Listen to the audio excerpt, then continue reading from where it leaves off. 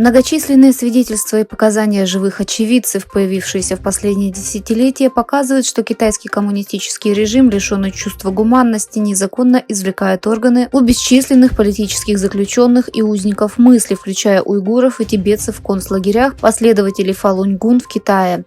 При этом органы, украденные у уйгуров, продаются в исламские страны с пометкой «халяль-орган», а в некоторых аэропортах страны, особенно в Восточном Туркестане, был создан специальный зеленый коридор для транспортировки органов. Согласно информации, отраженной в китайской прессе, следует отметить, что число доноров органов в Урумчи достигло 24 тысяч. Согласно сообщению в вечерней газете Урумчи, от 26 марта так называемое Синьцзянское общество Красного Креста провело в Урумчи мероприятие «Жизнь и слава» и программу памяти доноров органов.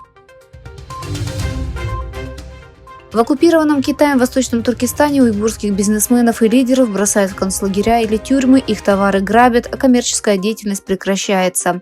Китайцы, заполнившие Восточный Туркестан, уничтожают бизнес и имущество уйгуров, находящихся в заключении.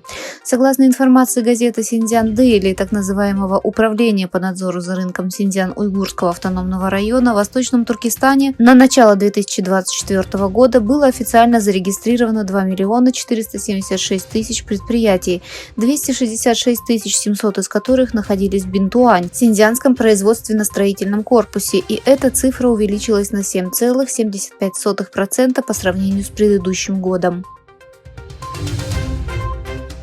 Граждане Китая стали новой группой, бегущей из Южной и Центральной Америки на север в Соединенные Штаты или ищущие убежище.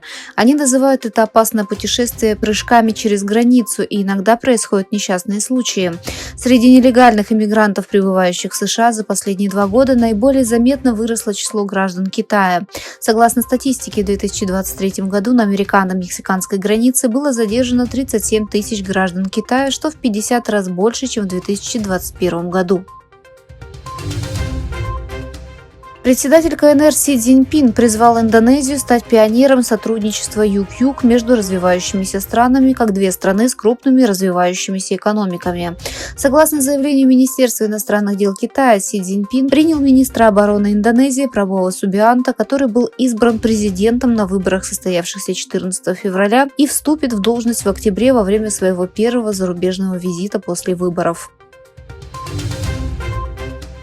Во время своего визита в Китай министр иностранных дел Франции Стефан Сежурне попросил Пекин послать четкий сигнал России о прекращении войны в Украине.